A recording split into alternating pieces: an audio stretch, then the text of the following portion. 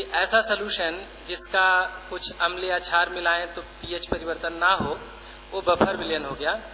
लेकिन आपको ये जानना जरूरी है कि वो कैसे बनते हैं, क्या उनकी उपयोगिता है, और आगे के व्याख्यान में आप ये जानकर सरप्राइज होंगे कि हम डेली लाइफ में भी बफर सॉल्यूशन का इस्तेमाल करते हैं। यहाँ तक कि हमारे शरीर में खुद एक बफर सॉल्यूशन है। तो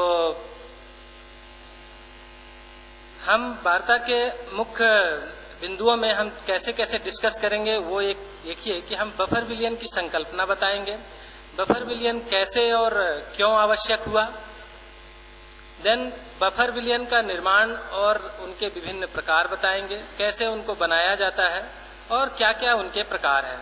साथ ही बफर विलयन के गुणधर्म क्या हैं, वो किस प्रक्रिया पर काम करते हैं, उनके कार्य करने की क्या विधि है, ये भी हम आपको बताएंगे। साथ में कोई भी बफर सॉल्यूशन असीमित क्षमता का नहीं होता, उनकी एक सीमित क्षमता होती है। तो बफर विलयन की क्षमता क्या है, कैसे उसको निर्धारित करते हैं, कैसे आप आकलन करते हैं, और आप भी अपने जब लेबोरेटरी में कोई प्रयोग करेंगे तो बफर विलयन बना सकते हैं। साथ ही बफर विलयन की उपयोगिता के बारे में हम बताएंगे, क्योंकि दैनिक जीवन से लेकर के चाहे उद्योग हो या किसी भी क्षेत्र में बफर विलयन का बहुत ही उपयोग है। एक एक उपयोग एक जो मैथमेटिक्स के स्टूडेंट हैं उनके लिए और एक जो बायो साइंस के स्टूडेंट हैं उनके लिए जरूर बताने की कोशिश करूंगा। तो सबसे पहले बफर विलयन किसे कहते हैं, तो आप देखिए कि ऐसा विलयन जिनका पीएच मान स्थिर होता है तथा उनमें अम्ल या क्षार की थोड़ी मात्रा मिलाने से उनके पीएच में कोई खास परिवर्तन नहीं होता, ये बफर विलयन कहलाते हैं। अभी इसमें एक सेंटेंस आपको आ गया पीएच, तो बफर विलयन को समझने से पहले हमें पीएच की संकल्पना क्या है उसके बारे में समझना पड़ेगा, और ये पीएच कहां से आया, कैसे आया, इसके बारे में थोड़ी ऐतिहासिक पृष्ठभूमि में जाकर समझने की कोशिश करते हैं। तो जैसा कि यहाँ पर जो भी विद्यार्थी बैठे हैं वो अच्छी तरह जानते हैं कि अम्ल और क्षार की जो ऐतिहासिक परिभाषा थी तो ये था कि अम्ल खट्टे होते हैं और क्षार कड़वे होते हैं। अम्ल जो है वो नीले लिटमस को लाल कर देते हैं और क्षार लाल लिटमस को नीले कर देते हैं। फिर उसके बाद सन 1884 के आसपास आर्हीनियस की संकल्पना आई, जिसमें यह हुआ कि अम्ल जल में H+ आयन देते हैं और क्षार जल में OH- आयन देते हैं। फिर इसके बाद एक और संकल्पना आई जिसे कि ब्राउनस्टेड-लॉरी संकल्पना के नाम से जाना जाता है, और उसमें ये कहा गया कि अम्ल जो है वो प्रोटॉन डोनर है और जो क्षार है वो प्रोटॉन एक्सेप्टर है, मतलब प्रोटॉन ग्राही और प्रोटॉन दाता। फिर उसके बाद भी एक संकल्पना आई जिसे हम अभी लेटेस्ट संकल्पना मानते हैं, लुईस एसिड बेस सिद्धांत, जिसको आप मानते हैं कि जो एसिड होता है वो इलेक्ट्रॉन पेयर एक्सेप्टर होता है, इलेक्ट्रॉन युग्म को ग्रहण करता है, और जो बेस होता है वो इलेक्ट्रॉन पेयर डोनर होता है। जब ये संकल्पनाएं आ रही थी तो उसी समय एक डेनिस बायोकेमिस्ट थे, तो उन्होंने ये मतलब अनुमान लगाया कि भाई किसी भी पानी को हम एक रेफरेंस के तौर पर मानते हैं, कोई भी विलयन हम बनाते हैं वो पानी में बनाते हैं, लेकिन पानी में बनाने पर पानी भी वियोजन होता है, पानी का मतलब उसमें भी H+ और OH- आयन ऑलरेडी होते हैं। तो कोई भी हम इसमें एसिड या बेस मिलाएंगे तो वो H+ और OH- जो आयन है वो क्या कंट्रीब्यूट करेंगे, ये जानकारी उन्होंने जानना चाहिए। तो इस बीच जो है जल के वियोजन का प्रूफ जो है प्रमाण मिल चुका था। फ्रेडरिच कोलरास नामक जो वैज्ञानिक थे उन्होंने बताया कि जल में स्वतः ही वियोजन होता है, और ये कैसे उन्होंने मेजरमेंट किया कि उन्होंने अति शुद्ध पानी लिया, बहुत डिस्टिल करके अति शुद्ध पानी लिया, फिर भी उसमें इलेक्ट्रिकल कंडक्टिविटी है, आयंस कितने मौजूद हैं, वो उन्होंने ये संकल्पना दी कि जल का स्वतः वियोजन होता है। और इस तरह से जल का जो अणुओं का टूटता है H++ OH- हम लोग साधारण तौर पर लिख देते हैं, लेकिन ऐसा माना जाता है कि H+ प्रोटॉन जो है आपको ऐसे एग्जिस्ट नहीं करता है, बल्कि वो और भी वाटर मॉलिक्यूल से जुड़ करके H3O+, जिसको आप हाइड्रोनियम आयन बोलते हैं, ये इसकी एक डिनोट करने की ये है H3O+, बट ये H3O+ बस नहीं होता है, H5O2+ भी हो सकता है, H7O3+ भी हो सकता है। तो ये जस्ट जल कैसे टूटता है और उसकी क्या संकल्पना है आप यहाँ पर ऐसे देख सकते हैं। जल का वियोजन स्थिरांक निकाला गया और जब ये वियोजन स्थिरांक निकाला जा रहा था उसी समय जो डेनिश केमिस्ट जिनका हमने नाम लिया बायोकेमिस्ट थे, वो सोरेन पेड्रर लॉरिट सोरेनसन, तो इन्होंने ये बायोकेमिस्ट थे, ये जब भी कोई वो बनाते थे विलयन तो इनका थोड़ा भी एसिड या बेस ये हो तो उनके एक्सपेरिमेंट खराब हो जाते थे। तो उन्होंने ये पता किया कि हाइड्रोजन आयन या OH आयन की सांद्रता जानकारी हासिल होना चाहिए, तो इन्होंने ही pH की संकल्पना दी थी। तो आप ये जल का वियोजन स्थिरांक को आप इस तरह लिख सकते हैं और जल की जो मोलर सांद्रता होती है, ये m जो है ये मोलर सांद्रता के लिए m लिखते हैं और सिर्फ यदि मोल लिखना हो तो MOLE लिखते हैं। ये मोलर सांद्रता 55.5 है। ये कैसे आती है आपको पता होगा। जल का जो डेंसिटी है आप 1 लेते हैं और उसका 1000 ग्राम, तो 1000 डिवाइडेड बाई 18 करेंगे, 18 मॉलिक्यूलर वेट है, तो ये 55.5 आ जाएगा। तो ये आपकी मोलर सांद्रता हो गई। और के इक्विलिब्रियम का पता किया गया कंडक्टिविटी मेजरमेंट से, तो वो ये आता है 1.8 × 10⁻16, ये 25 डिग्री सेंटीग्रेड पर। तो इससे आप ये पता कर सकते हैं कि जो जल का H+ आयन और OH- आयन कितने हैं, वो 1 × 10⁻14। जब ये संकल्पना आई तब ये आया कि भाई एक ऐसा स्केल बनाया जाए जिसमें से हम ये बता सके कि जल के सापेक्ष ये कितना अम्लीय है और कितना क्षारीय है। तो जल को उदासीन माना गया और उसका pH जो है इस तरह से स्केल बनाई गई। तो ये स्केल बनाई गई जो 0 से 14 है। अभी हम लोग 14 तक ही क्यों मानते हैं, अक्सर विद्यार्थियों के मन में ये प्रश्न आना चाहिए कि 14 तक ही क्यों है, 15, 16, 17, 18 क्यों नहीं है। ये हो सकता है, लेकिन चूंकि जल को ही एक रेफरेंस माना गया, तो रेफरेंस से आगे की वैल्यू का कोई मतलब नहीं है। तो ये जल के रेफरेंस में ही pH स्केल बनाया गया। अभी pH स्केल क्यों बनाया गया, क्योंकि पहले जो सांद्रता लिखते थे वो मोलर सांद्रता में लिखते थे। अभी आप जैसे 10⁻5 लिखना है, हम लोग भी जब प्रयोग करते थे तो बोलते थे n/20 का सोल्यूशन बनाना है, n/40 का सोल्यूशन बनाना है, मतलब 1/40 इस तरह।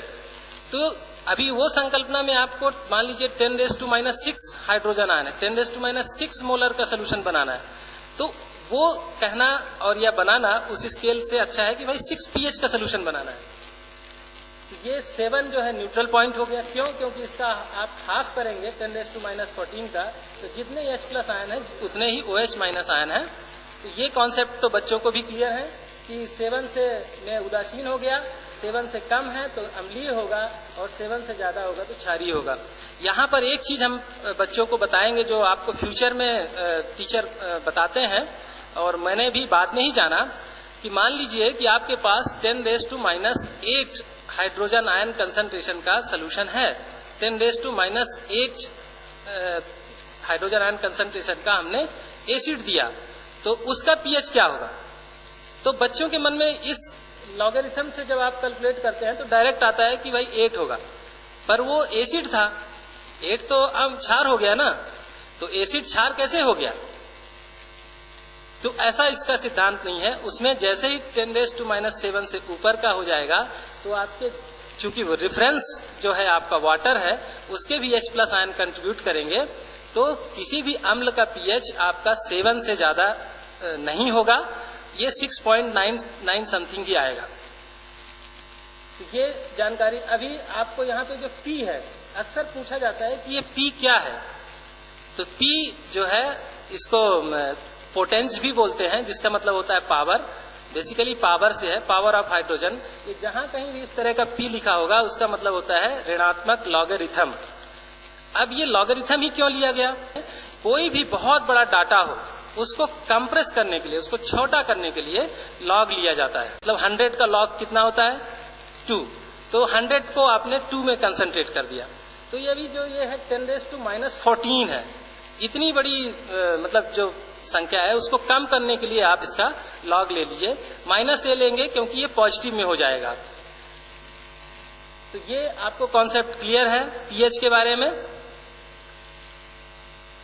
अभी नेक्स्ट ये जानिए कि ये जो पीएच का कॉन्सेप्ट आया उसी समय ये हुआ कि भाई सभी विलयन का पीएच तो एसिड या बेस मिलाने से कुछ ऐसे विलयन हैं जिनका पीएच चेंज नहीं होता है।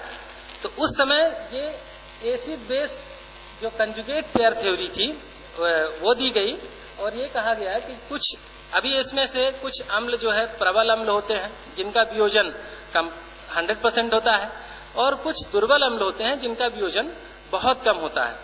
तो ऐसे विलयन जो कि दुर्बल अम्ल और उनके जो सॉल्ट हैं उनसे बने हुए होते हैं उनका पीएच मान में ज्यादा परिवर्तन नहीं होता है यदि थोड़ा बहुत एसिड और बेस मिलाया जाए।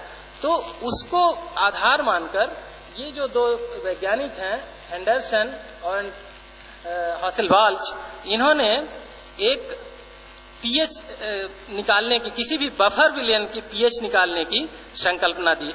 उन सॉल्यूशंस को तो बफर सॉल्यूशन कहा गया और उन्होंने उस बफर विलयन का पीएच बताने के लिए एक समीकरण दिया जिसको एंडरसन हासेलवाल्च समीकरण के नाम से जाना जाता है। और आप ये देखो कि हम साधारण तौर पर HA को इस तरह लिख सकते हैं H++A-, उसका K इक्विलिब्रियम आप यदि निकालेंगे तो HA/H-, इसमें से आपका ये तो HA अम्ल हो गया और ये कंजुगेट बेस है जिसको आप लवण के रूप में बोलते हैं, इसको ये भी बोला जाता है।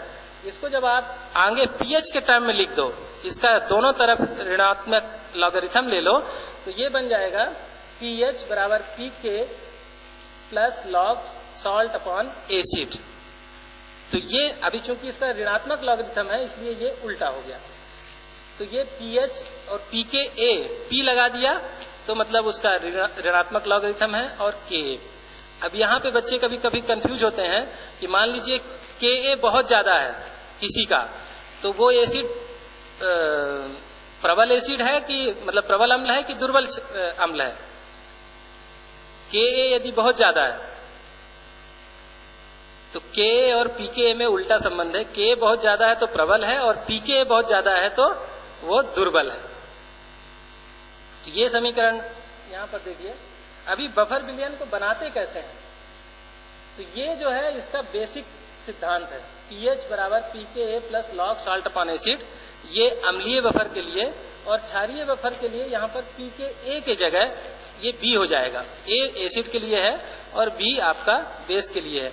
तो ये हमेशा के लिए आप याद रखिए, किसी भी pH का आपको यदि बफर बनाना है तो ये फार्मूला अप्लाई करके आप बफर बनाते हैं। तो कैसे बनाते हैं, ऐसे pKa वैल्यू वाले अम्ल या क्षार लिए जाते हैं जिनका जो pKa मान है, जिस pH का आप बफर बनाना चाहते हैं उससे ±1 होना चाहिए। जैसे मान लीजिए आप 5 pH का बफर बनाना चाहते हैं तो ऐसा वो लीजिए, एसिड का चयन कीजिए कि वो 4 के आसपास हो तो ±1, तो मतलब 3 और उधर 5 तक बना सकते हैं।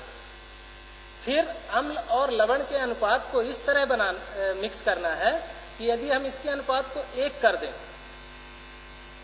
इसके अनुपात को यदि हम 1 कर दें तो हमको वांछित जो pKa वैल्यू हमने लिया है उसी pH का हमारा बफर बन जाएगा। तो इसके अनुपात को भी चेंज करके आप वांछित pH का बफर बना सकते हैं। तो अभी आप एक उदाहरण के तौर पर देख लीजिए कि जैसे कि हमने यहाँ पर एक एसिटिक एसिड और सोडियम एसीटेट का बफर बनाया है जिसमें 5 pH का बफर बनाने के लिए आपको क्या चाहिए, एसिटिक अम्ल का जो pKa वैल्यू है वो 4.74 है। तो 5 pH का बफर बनाने के लिए ये उपयुक्त अम्ल है क्योंकि ±1 के अंदर है। फिर इस सिद्धांत के आधार पर हमने ये रखा 5 pH का हमको चाहिए, 4.74 का हमारा pKa वैल्यू है, लॉग सोडियम एसीटेट और एसिटिक अम्ल, इनका कितना रेशियो हमको चाहिए।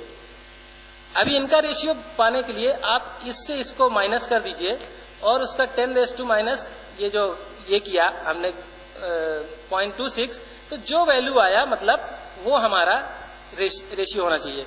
तो 1.81 मोलर आपका सोडियम एसीटेट का वैल्यू हो गया, डिवाइडेड बाई 1 इसको ले लीजिए तो 1 मोलर आपका एसिटिक अम्ल का हो गया, तो ये 1 रेशियो आपको आ गया। तो इस रेशियो में आप मिला देंगे तो आपको 5 pH का बफर तैयार हो जाएगा। यहाँ पे हमने वॉल्यूम जो है आपको नहीं दिया है। वॉल्यूम यदि आपको कितने वॉल्यूम हमको बनाना है तो उसमें कैलकुलेट करना पड़ेगा कि उतने वॉल्यूम में 1.8 मोल कैसे आएंगे या 1 मोल कैसे आएगा, ये मोल में है, मोलर सांद्रता है। तो आप यहाँ पर उदाहरण के तौर पर अब आप बेसिक बफर जैसे देखिए 9 pH का आपको बफर बनाना है, तो ये अमोनियम हाइड्रोक्साइड और अमोनियम क्लोराइड, अमोनियम हाइड्रोक्साइड और अमोनियम क्लोराइड का मिक्सचर है। यहाँ पर पीके वैल्यू अमोनियम हाइड्रोक्साइड की भी पीके बी वैल्यू है, ये जो मतलब बेस है इसलिए पीके बी वैल्यू है, वो भी 4.74 होती है। पर यहाँ पे जो सिद्धांत अप्लाई किया जाता है वो pH plus pOH equal to 14 होता है। तो इसमें से जो पीओएच होगा वो आपका 5 होगा, क्योंकि 9 pH का बना रहे हैं, तो 14 माइनस 9 आपको 5 आ गया। तो pOH equal to pK b plus log salt upon base करेंगे आप, तो यही आपको फिर से फिगर मिलेगा जो हमने एसिड के लिए आपको समझाया। तो आप फिर से वही 1.81 आपका फिगर आ गया और 1 मोल आपका अमोनियम हाइड्रोक्साइड हो गया। अभी हमने यहाँ पर एक उदाहरण के तौर पर आपको समझाया है कि मान लीजिए आपको 250 ml बनाना है। ये बेसिकली ये 1 लीटर के टर्म में है, मोल कंसंट्रेशन मतलब 1 लीटर।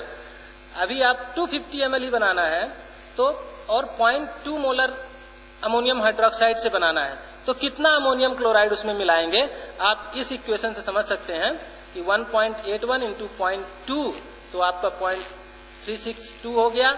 अब इसका 250 ml मतलब 1 लीटर का 1/4, तो 1/4 के लिए कितना लगेगा 0.09 मोल, और 0.09 मोल के लिए आपका 53.5 ग्राम जो है इसका मॉलिक्यूलर वेट है, तो 4.8 ग्राम आ गया। तो मतलब 250 ml में आपको 4.8 ग्राम आप मिला देंगे।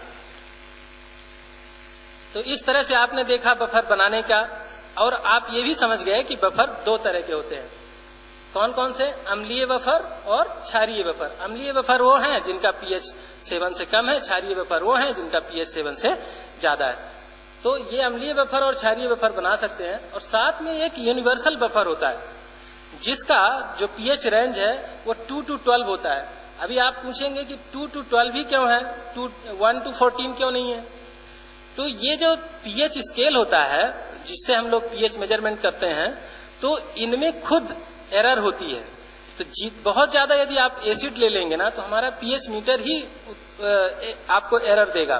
तो एसिडिक एरर जब बहुत नीचे चले जाते हैं उसको एसिडिक एरर बोलते हैं, और बहुत ऊपर 12 से ऊपर जाते हैं तो उसको बेसिक एरर बोलते हैं। तो ये लेकिन 2 to 12 के बीच में ये परफेक्टली बफर काम करता है, जिनमें आपको बढ़ते हुए क्रम में इनका देखो पीके वैल्यू जो बढ़ते हुए क्रम की पीके वैल्यू वाले दुर्बल अम्लों का मिश्रण होता है, तो इनको लिया जाता है इक्विमोलर और उसको 0.2 मोलर NaOH से उसका pH एडजस्ट कर देते हैं। जैसे हमने 0.04 मोलर ये बोरिक एसिड है, फास्फोरिक एसिड है और एसिटिक एसिड है, इनका मिक्सचर लिया, क्योंकि इनके पीके वैल्यू क्रमशः बढ़ते जाएंगे। ये इसका मतलब ये होगा, फिर इसका होगा, फिर इसका ये होगा, बोरिक एसिड का बढ़ता है। तो ये जो पीके वैल्यू का मिक्सचर लेकर आपको जैसे मान लीजिए 0.7 pH का बनाना है तो 0.2 मोलर से 7 pH तक आप उसको ला दीजिए। अभी आप ये देखिए कि pH की जो गुणधर्म हैं और उनकी कार्यविधि कैसे काम करते हैं। तो ये 2 मुख्य उसके गुणधर्म हैं कि एक तो चाहिए आपको दुर्बल अम्ल और क्षार के पीके मान पर वो निर्भर करता है, और दूसरा उनके मोलर सांद्रता के अनुपात पर निर्भर करता है किसी बफर विलयन का pH, जो कि आप सॉल्ट अपान एसिड बराबर यदि 1 है, इन दोनों का अनुपात यदि 1 है तो उसकी उत्तम बफर क्षमता होगी। तो जैसे 10⁻1 या 1:10 कर दिया तो उसका pH मान पीके वैल्यू के ±1 हो जाएगा। यदि हमने ये रेशियो चेंज कर दिया तो उसके पीके वैल्यू के ±1 के बराबर हो जाएगा। अभी आप एक क्रिया विधि देखिए कि आपका ये एसिटिक एसिड और सोडियम एसीटेट है, इसका वियोजन होगा H+ और CH3COO-। इसका वियोजन होगा, ये सॉल्ट है तो इसका कंप्लीट वियोजन होगा, और ये सोडियम प्लस एसीटेट आयन देगा। अभी आपको मन में ये संदेह होना चाहिए कि यही बस बफर के रूप में क्यों नहीं काम करता। उसका रीजन ये है कि इसका वियोजन बहुत कम होता है और एसीटेट आयन आपको बहुत ज्यादा चाहिए। तो वो एसीटेट आयन आपको यहां से मिलते हैं जब आप उसका सॉल्ट ले लेते हैं। अभी आप इसमें एसिड मिलाइए या बफर में एसिड मिलाया आपने, तो ये एसिड रिएक्ट करेगा CH3COO- से, और ये अगेन एसिटिक एसिड बनेगा जिसका वियोजन कम होता है। और यदि आपने इसमें बेस मिला दिया तो ये अगेन पानी बना करके न्यूट्रल हो जाएगा, तो इसका पीएच में ज्यादा परिवर्तन नहीं आएगा। इसी तरह से आपका यहाँ पे क्षारीय बफर की क्रियाविधि दर्शाई गई है, वो भी सेम सिद्धांत पे काम करती है। आप यदि उसमें एसिड मिलाएंगे तो OH के साथ में आपको वाटर देगा, और यदि OH मिलाएंगे तो ये अमोनियम आयन के साथ मिलकर आपका अमोनियम हाइड्रोक्साइड देगा। तो अभी आप उनके गुणधर्म का एक उदाहरण के तौर पर समझ लीजिए कि जब हम किसी उसमें एसिड या बेस मिलाते हैं तो कितना परिवर्तन होता है। मान लीजिए आपने 0.1 मोलर HCl किसी पानी में मिला दिया, तो पानी में दैट मीन्स 0.1 मोल आपने उसमें एडिशनल डाला है, तो जो पानी का पीएच था उससे 1 यूनिट सीधे कम हो जाएगा। मान लीजिए 6 पीएच का पानी था तो 1 यूनिट सीधे कम हो जाएगा, मतलब वो 5 में पहुंच जाएगा। इसी तरह बेस में आपने मिलाया तो 1 यूनिट बढ़ जाएगा, 0.1 मोल आप मिला रहे हैं। लेकिन यदि आप पीएच सोल्यूशन पे मिलाते हैं तो उसके उसमें कोई खास परिवर्तन नहीं होता। कैसे? वो वही आप पुराना उदाहरण पे जाइए, मैं वापस नहीं जा रहा हूं, लेकिन यही हमने जो बनाया था 5 पीएच का सोल्यूशन, तो ये आपका 0.1 मोल है, तो यहाँ पे 1.81 था तो 1.71 हो गया, और ये बढ़ गया क्योंकि आपने एसिड मिलाया था तो 1.1 मोल हो गया। इसको आप सॉल्व करेंगे तो आप में जो डेल्टा पीएच मतलब पीएच में जो परिवर्तन आया वो कितना आया 0.06 का। यही आप इधर भी कैलकुलेट करेंगे तो इधर भी परिवर्तन कितना आया 0.06 का। तो 0.06 का परिवर्तन कोई खास परिवर्तन नहीं है। तो ये इससे ये पता चलता है कि एसिड मतलब बफर में अम्ल या क्षार मिलाने से कोई खास परिवर्तन नहीं होता। ये इस उदाहरण से हमने बताया आपको। लेकिन अब बफर क्षमता कोई असीमित क्षमता नहीं होती है। मान लीजिए उसको 10 टाइम्स आप डाइल्यूट कर दें, 100 ml आपने बफर लिया और उसका 10 गुना आपने डाइल्यूट कर दिया, 1000 ml बना दिया, तो उसका पीएच चेंज हो जाएगा। इसी तरह आपने बहुत ज्यादा उसमें डाल दिया तो वो चेंज हो जाएगा। वो कब चेंज होगा? जितना HA और ये माइनस ये जब तक अवेलेबल है तब तक तो चेंज नहीं होगा, लेकिन इनमें से दो में से कोई भी एक खत्म हो गया तो उस बफर विलयन की कैपेसिटी खत्म हो जाएगी। तो वो बफर विलयन की कैपेसिटी कैसे डिफाइन करते हैं कि प्रबल अम्ल या क्षार की वह मोलर सांद्रता जो 1 लीटर बफर विलयन के पीएच मान में 1 इकाई परिवर्तन के में सक्षम होती है, वो बफर क्षमता कहलाती है। यदि 1 लीटर आपका बफर सोल्यूशन है और उसका पीएच मान जब तक 1 यूनिट परिवर्तित नहीं होगा तो वो उसका बफर क्षमता है। और उसको आप कैसे निकालते हैं? आप एक सीधे टाइट्रेशन कीजिए, आप बफर सोल्यूशन ले लीजिए और उसका NaOH, मान लीजिए एसिडिक बफर है तो NaOH से टाइट्रेट कीजिए, वो कितना NaOH कंज्यूम करता है उससे आप उसकी सांद्रता बफर की कैपेसिटी निकाल सकते हैं।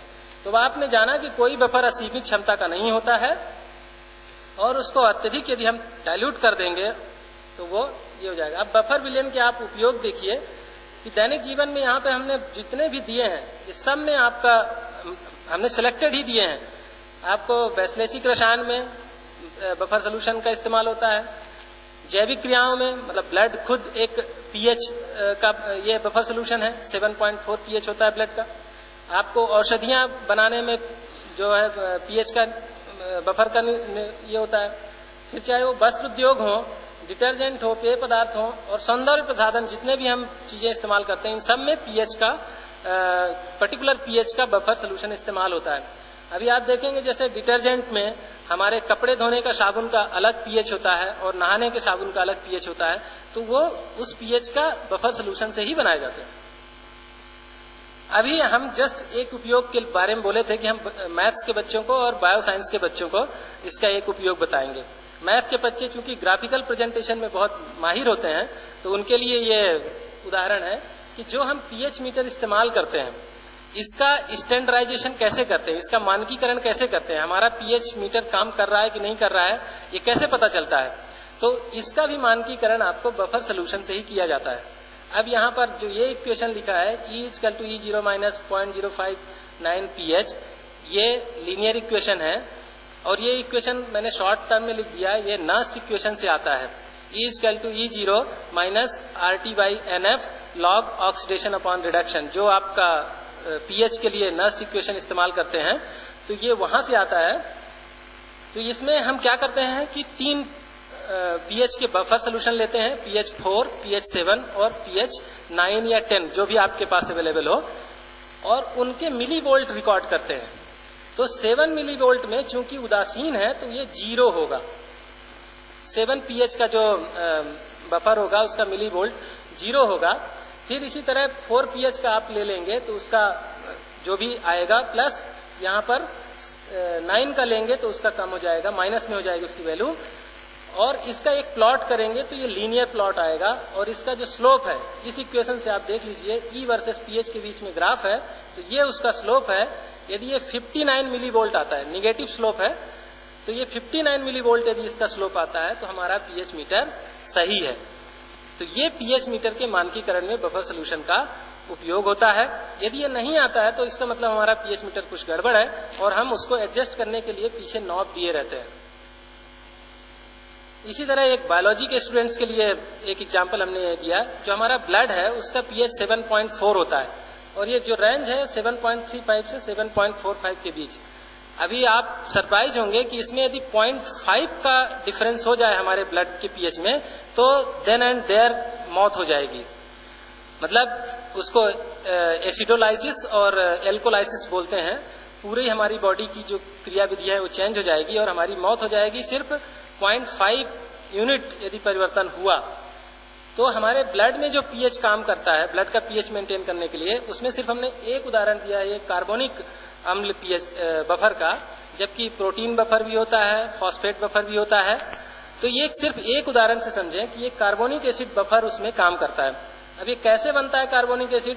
आपका जो भी है कार्बन डाइऑक्साइड, ऑक्सीजन आप लेते हैं, सेलुलर रिएक्शंस में कार्बन डाइऑक्साइड उत्सर्जित होती है, कुछ कार्बन डाइऑक्साइड जल में उसमें ब्लड में डिजॉल्व होती है, फिर बाकी की कार्बन डाइऑक्साइड हम लोग एक्सेल कर देते हैं।